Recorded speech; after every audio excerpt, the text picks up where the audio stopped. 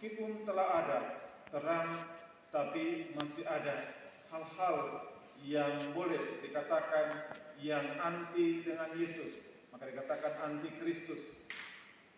Ada hal-hal, ya, sikap perilaku hidup manusia yang tidak sesuai atau tidak sejalan, ya, tidak sejalur dengan apa yang dikehendaki oleh Tuhan, ya, maka dikatakan ada antikristus.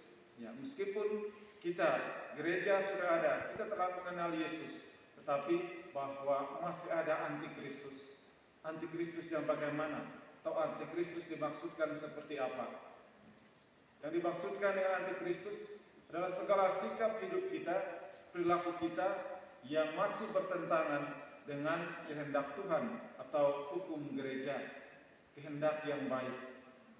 Maka sebenarnya antikristus bukanlah mereka yang berada di jauh atau sesuatu yang jauh yang tidak kita lihat, tapi sebenarnya antikristus juga bisa muncul dari dalam diri kita sendiri, ya, dalam lingkungan kita sendiri, di mana kita menolak Yesus karena malas ke gereja, di mana kita menolak Yesus karena kita masih melakukan tindakan yang tidak sesuai dengan ajaran Yesus atau ajaran hukum Tuhan sendiri, ya. Kita masih melenceng, ya. Mungkin hari Minggu kita tidak ke gereja, ya. Nah, ini bagian dari antikristus.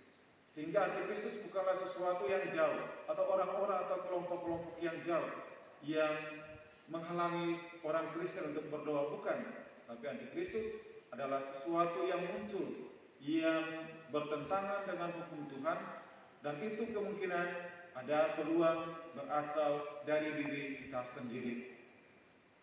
Maka dengan demikian, kita dikatakan dalam bacaan Injil, meskipun telah melihat terang, mengalami Yesus, mengalami secara iman, tetapi bahwa keadaan kita belum mengenal Yesus.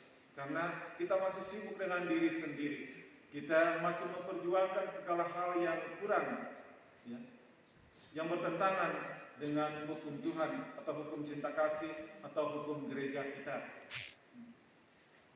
Banyak hal, banyak contoh, ya, yang kita lakukan dalam kehidupan kita yang mungkin bertentangan dalam kehidupan kita masing-masing, kehidupan keluarga-keluarga Kristiani, ya. Mungkin bahwa masih terjadi pergolakan, pertentangan antara suami dan istri, itu juga bagian dari antikristus. Orang kurang sadar setiap hari Minggu untuk melakukan, ya, kewajibannya sebagai orang yang beriman, saya harus ke gereja, dan ternyata kita masih ke pasar pada hari Minggu. Ini adalah bagian dari antikristus. Kita masih memunculkan konflik dalam kehidupan kita, baik keluarga maupun dalam masyarakat maupun dalam kering-kering kita. Itu bagian dari antikristus. Kita memecah belah persatuan di antara kehidupan masyarakat, itu juga bagian dari antikristus.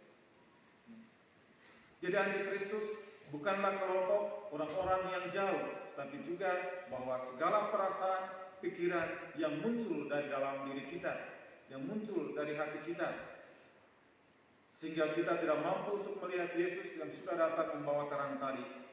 Maka dikatakan bahwa yang punya saja tidak mengenal terang itu. Artinya terang Yesus sudah ada, tapi kita ternyata belum untuk mengenalnya.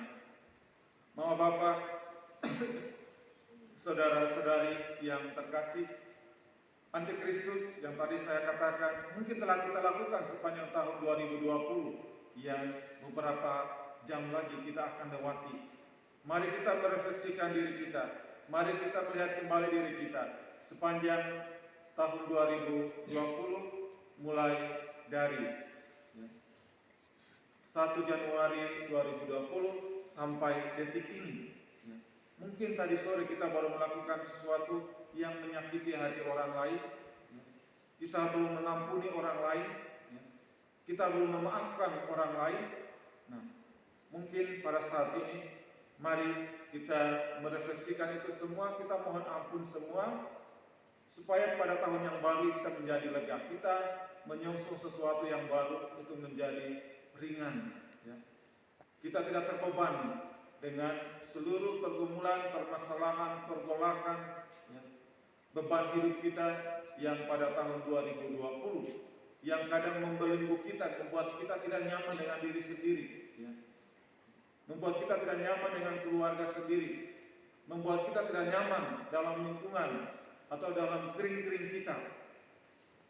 Pada kesempatan ini saya mengajak kita untuk kita memaafkan secara langsung kepada Tuhan, kita mohon ampun kepada Tuhan.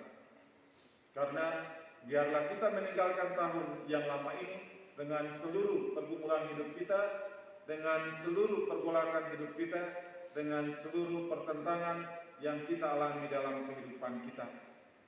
Sehingga dengan demikian kita boleh mengenal terang yang sudah datang, yaitu Yesus, yang sudah kita rayakan kelahirannya pada malam Natal itu. Bapak, saudara-saudari yang terkasih, sebentar lagi kita akan menyambut tahun 2021, tahun yang baru. Tentu kita memulai cara hidup yang lebih baik dan lebih baru. Tentu kita mau melepaskan segala sesuatu yang membelenggu perasaan dan menjadi beban hidup kita, tapi juga kita mau meninggalkan, membuang, ya, seluruh perilaku hidup kita yang memang kurang menguntungkan untuk diri kita sendiri, tapi juga tidak mengenakan bagi sesama, bagi keluarga, kalau orang tua, bagi anak-anak, dari anak-anak, bagi orang tuanya. Mungkin ini kesempatan yang baik.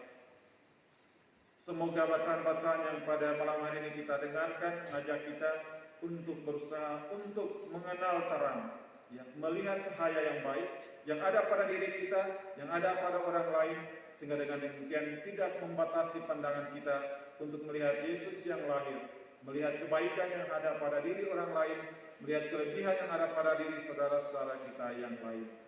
Mari kita bersyukur kepada Tuhan bahwa Tuhan telah menganugerahkan 12 bulan pada tahun 2020 kepada kita dan akan memberi lagi tahun yang baru kepada kita.